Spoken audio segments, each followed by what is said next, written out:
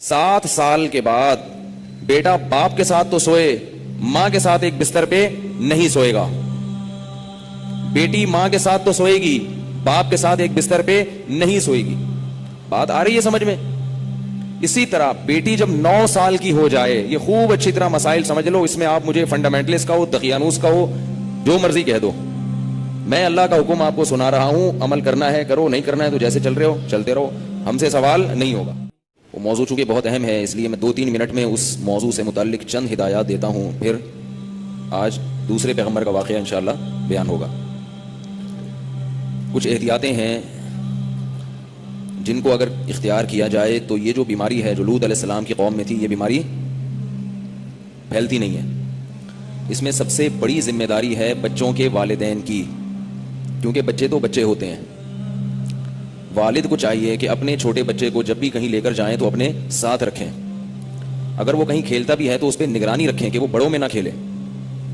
اور رات میں یہ نگرانی ضروری ہے کہ بچے کو اپنے کزن کے ساتھ ہرگز ہرگز ہرگز نہ سونے دیا جائے ایک ہی بستر پہ. اس کا یہ مطلب نہیں ہے کہ کزن خراب ہوتے ہیں. اگر 10 میں کوئی ایک بھی خراب نکلا تو اس ایک کے شر سے بچنے کے لیے 9 سے مزید احتیاط کی جاتی ہے. مصیبت ہمارے معاشرے میں یہ ہے کہ جب کسی کو یہ کہا جائے نا بھئی یہ کزن ہے اس کے ساتھ بستر پہ نہ سو، تو لوگ کہتے ہیں تو بہت نیک ہے. کل تو میں نے بتایا تھا کہ نیک اور برے کا تو اس سے تعلق ہی نہیں ہے. لیکن اگر مان لو کہ اس میں یہ چیز نہیں ہے تو بھائی پھر تم کل جس سے احتیاط کرو گے وہ کہے گا میں برا ہوں اور وہ اچھا ہے، مجھ سے احتیاط ہوتی ہے اور اس سے نہیں ہوتی، تو اس کا کیا جواب دو گے آپ؟ اس لیے شریعت کا اصول کیا ہے کہ سب سے احتیاط برتی جائے.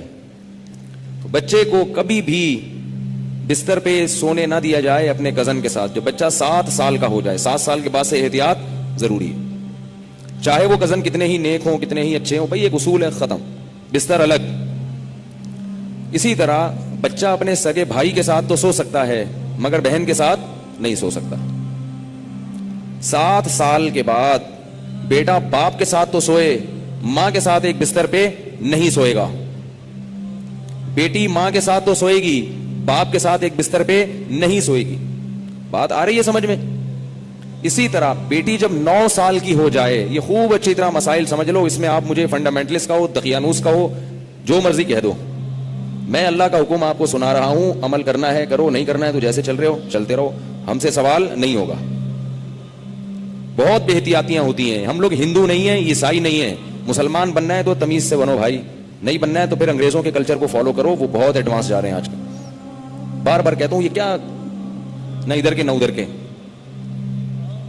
تو جب بیٹی 9 سال کی ہو جائے، بیٹی 9 سال، تو باپ پر یہ احتیاط لازم ہے کہ وہ اس کو پیار کرنے میں احتیاط سے کام لے. بہتر یہ ہے کہ اپنی باڈی کو اس کی باڈی سے دور رکھے. پیار کرنا ہو سر پہ ہاتھ رکھے، بیٹی سر پہ پیار کرے، گالوں پہ یا ہونٹ پہ پیار نہ کرے. 9 سال کی بچی احتیاط کرے اس سے، یہ احتیاط کی عمر ہے. اور جب بالغ ہو جائے پھر تو ہرگز اس کی اجازت نہیں ہے. کیونکہ مسئلہ یہ ہے کہ باپ اگر بیٹی کو اس طرح سے پیار کرے اور خدا نخواستہ باپ کے دل میں شہوت پیدا ہو گئی، اور اس کی کچھ تفصیل ہے، یہ خود سے فیصلہ نہ کریں، مفتی سے کسی مفتی کے سامنے پوری صورتحال رکھیں. تو اگر یہ شہوت پیدا ہو جائے تو اس بیٹی کی ماں اس باپ پر ہمیشہ کے لیے حرام ہو جاتی ہے. شریعت میں جو سیکچول ریلیشن ہے وہ ایک وقت میں ایک عورت کے ساتھ ہو سکتا ہے. ماں سے ہو گیا تو بیٹی سے نہیں ہو سکتا، بیٹی سے ہو گیا تو ماں سے نہیں ہو سکتا. ایسی اجازت نہیں ہے کہ ادھر بھی اور ادھر بھی، نہ نہ نہ نہ. سوتیلی بیٹی جو ہے نا، قرآن نے کیا کہا ہے کہ جب کسی عورت سے نکاح ہوا تمہارا اور نکاح کے بعد اس عورت سے تمہارا سیکچول ریلیشن قائم ہو گیا تو اس عورت کی بیٹی تم پر ہمیشہ کے لیے حرام ہو گئی. اب اس بیٹی سے کبھی بھی قیامت تک کے لیے نکاح نہیں ہو سکتا. اگر وہ ریلیشن قائم نہیں ہوا اور ریلیشن قائم ہونے سے پہلے طلاق ہو گئی تو بیٹی سے شادی ہو سکتی ہے. قرآن کی اس آیت سے فقہاء نے، امام ابو حنیفہ نے اور ان کے شاگردوں نے اور بہت سارے تابعین نے استدلال کیا ہے کہ اسلام میں ایک وقت میں جس عورت سے ریلیشن ہوا اس کی ماں سے، اس کی بیٹی سے ریلیشن نہیں ہو سکتا. نہ حلال، اور حرام تو ویسے ہی حرام ہے، حلال ریلیشن بھی نہیں ہو سکتا. کسی عورت سے جب ریلیشن ہو گیا تو بیٹی سے اب حلال شادی بھی نہیں ہو سکتی، قرآن نے منع کر دیا. کسی عورت سے اگر خدا نخواستہ زنا ہو گیا، اب اس عورت سے تو شادی ہو سکتی ہے، اس کی ماں سے یا اس کی بیٹی سے شادی نہیں ہو سکتی. خوب سمجھ لیں یہ مسئلہ اچھی طرح سے. اسی طرح یاد رکھو کہ اگر داماد نے خدا نخواستہ بہو کے سسر کے ساس کے ساتھ داماد اور ساس میں کوئی ریلیشن ہوا سیکچول, کس میں؟ داماد میں اور ساس میں, تو یہ جو ساس کی بیٹی ہے یہ اس پر ہمیشہ کے لیے حرام ہو جائے گی. اسی طرح بہو میں اور سسر میں ہو گیا تو یہ بہو اپنے شوہر پہ ہمیشہ کے لیے حرام ہو جائے گی. بات آ رہی ہے سمجھ میں؟ اگر کہیں ایسا ہوا ہو تو خود سے فتویٰ نہ دے دیں, کسی مفتی کے سامنے باقاعدہ رکھیں. بعض لوگ خود مفتی بنتے ہیں, اس میں کچھ ڈیٹیل ہے مزید, وہ میں ڈیٹیل اگر بتاؤں گا تو بہت لمبی بات ہو جائے گی. تو کسی کے ساتھ ایسا خدا نخواستہ ہوا ہو تو خود سے فیصلہ نہ کرے, کسی مفتی کے سامنے پوری کچھ شرطیں ہیں. تو میں ڈیٹیل میں نہیں جا رہا, میں صرف آپ کو مسئلے کی حساسیت بتا رہا ہوں کہ احتیاط, بولو بھائی, ضروری ہے. کن رشتوں سے احتیاط ضروری؟ سگی بیٹی سے احتیاط ضروری, بیٹے کا اپنی ماں سے احتیاط ضروری, ساس سے احتیاط ضروری, داماد سے احتیاط ضروری. یہ وہ رشتے ہیں. سوتیلی بیٹی سے احتیاط ضروری. کسی عورت سے آپ نے شادی کی, اس کی بیٹی آپ کی محرم ہے, لیکن اگر اس سوتیلی بیٹی سے سیکچوئل ریلیشن ہو گیا تو وہ بیٹی تو حرام تھی, اس کی ماں بھی ہمیشہ کے لیے حرام ہو گئی. ایسے واقعات آتے ہیں. کسی خاتون سے نکاح کیا, اس کی بیٹی بھی ہے, اب بیٹی سے سر کی مالش کروا رہے ہیں, بیٹی سے پاؤں دبوا رہے ہیں. کیا بے شرمی ہے بھائی؟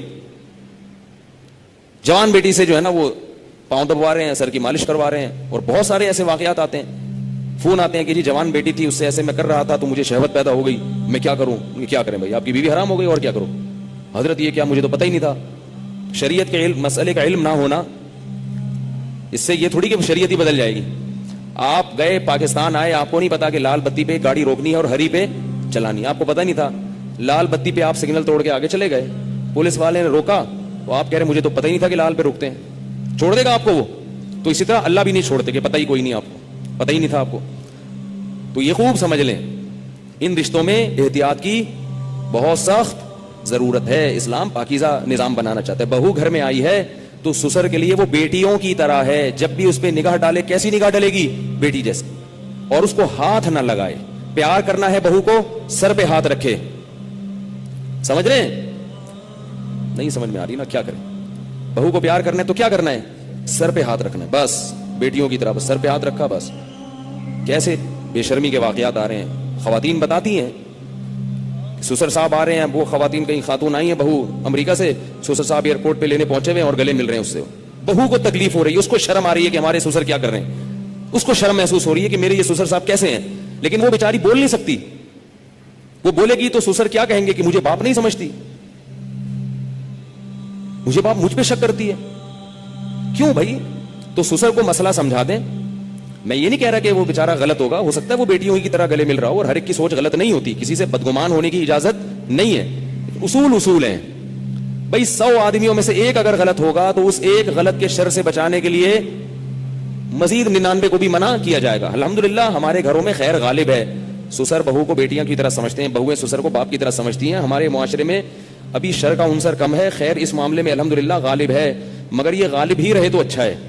اگر یہ بے احتیاطیاں ہوئیں تو خیر کم ہو جائے گی اور شر غالب آ جائے گی. تو اچھے اور خاندانی لوگوں کے ہاں یہی ہوتا ہے کہ بہویں اپنے سسر کے سامنے ذرا لپٹ کے بیٹھتی ہیں, چادر وادر سر پہ لے کے بیٹھتی ہیں. ایک تقدس ہوتا ہے, ایک رشتہ ہوتا ہے. اسی طرح یاد رکھو, بہو کے لیے, سسر کے لیے یہ غلط ہے, جائز نہیں ہے کہ وہ بہو کے کمرے میں بغیر پرمیشن کے داخل ہو جائے.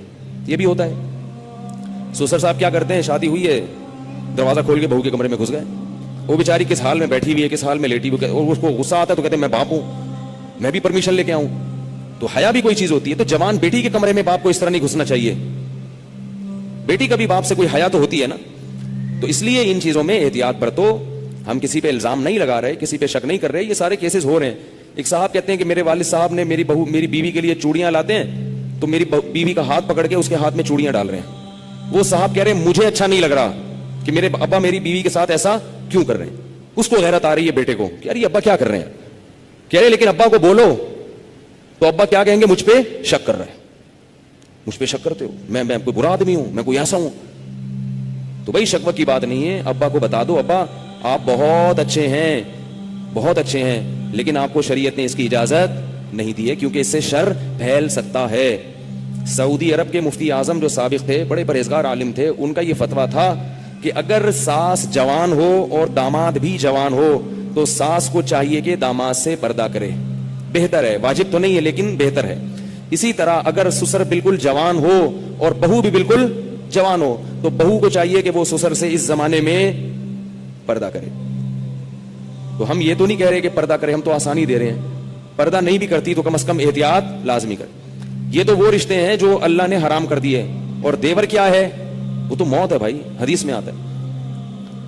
ٹھیک ہے، اس سے رشتے حرام نہیں ہوتے، دیور سے خدا نخواستہ کوئی سیکسول ریلیشن ہو گیا تو نکاح پہ فرق نہیں پڑتا، مگر رسول اللہ صلی اللہ علیہ وسلم نے دیور سے اتنی احتیاط کا حکم دیا، فرمایا الحمو موت، دیور کیا ہے؟ موت جیسے۔ سب کچھ ہوتا ہے گھروں میں اللہ کے بندو، اتنا گھننا بننے کی ضرورت نہیں ہے، احتیاط برتو۔ جوان بھابھی کیوں دیور کے سامنے آ رہی ہے، کیوں فری ہو رہی ہے؟ ٹھیک ہے آپ کے گھر میں نہیں ہوتا، آپ کے یہاں اچھا ماحول ہے، لیکن یہ ماحول اچھا جب ہی رہے گا جب احتیاط رہے گی، ورنہ آہستہ آہستہ کیا ہوگا؟ خراب ہو جائے گا ماحول۔ تو یہ ایک بات تھی جو میں نے بتانی تھی آپ لوگوں کو کہ اس میں احتیاط ضروری ہے۔ تو اس میں گھروں میں احتیاط کیا کر رہی ہیں؟ لڑکے کو کزن کے ساتھ، فیمیل کزن کا تو سوال ہی پیدا نہیں ہوتا، میں میل کزن کی بات کر رہا ہوں، میل کزن کے ساتھ ایک بستر پہ سونے مت دو، ٹھیک ہے؟ اور جب وہ تھوڑا سا بڑا ہوتا ہے تو اس کی کزنیں جب آتی ہیں تو کزنوں سے ہاتھ ملانے، بول لو نا یار کیا ہو رہا ہے بھائی، جملہ مکمل کیا کریں، کزن سے ہاتھ ملانے مت دیں۔ اگر بچپن سے کنٹرول کیا تو کنٹرول میں آئے گا، براڈ مائنڈڈ بنانے کی کوشش کی تو خدا کی قسم بہت زیادہ براڈ مائنڈڈ بن جائے گا۔ اس زمانے میں تھوڑا نہیں ہے کوئی بھی، اس زمانے میں کوئی بھی چیز تھوڑی نہیں ہے، جو براڈ مائنڈڈ ہے نا بہت زیادہ براڈ مائنڈڈ ہے۔ پھر آپ ساری زندگی بولو گے مولوی صاحب کوئی دم وظیفہ بتا دو، مجھے لوگ کہتے ہیں وظیفہ بتا دیں بچہ ٹھیک ہو جائے، کہتا ہوں وظیفوں سے بچے ٹھیک نہیں ہوتے، وظیفوں سے بچے ٹھیک ہوتے نا تو پھر تو دنیا میں کوئی شر پھیلتا ہی نہیں، بچے ٹھیک ہوتے ہیں تربیت سے، ہر چیز عاملوں پہ ڈالی ہوئی ہے، وظیفے وہ بھی، وظیفے بھی وہ عامل بتائے گا، اس سے اپنے بچے نہیں سنبھل رہے، تمہارے بچے کہاں سے وظیفے، جو عامل تمہیں بتایا نا یہ وظیفہ پڑھ لو تو بچہ ٹھیک ہو جائے گا، اس سے بولو تمہارے ٹھیک ہو گئے، تمہارے ٹھیک ہو گئے کیا؟ تربیت کرو اللہ کی بندو، یہ جو چیزیں بتا رہا ہوں پھر بھی بگڑتا ہے تو آپ سے سوال نہیں ہوگا، ہم اسباب کے مکلف ہیں، اور پھر ان کے لیے رات کو اٹھ کے دعا مانگو، اولاد کے لیے دعائیں پیغمبروں نے سکھائی ہیں وہ مانگو ان کے لیے۔ تو کزنوں کے ساتھ احتیاط کیا کرنی ہے؟ ہاتھ ان سے نہیں ملانا، ٹھیک ہے نا، کزن کے ساتھ بالکل ہاتھ نہیں ملانا۔ اسکول میں اگر آپ کو ایجوکیشن میں پڑھتے ہو تو والدین کو چاہیے بچوں کو ایجوکیشن میں ایڈمیشن نہ دلائیں، تباہی ہے، بہت نقصان ہے۔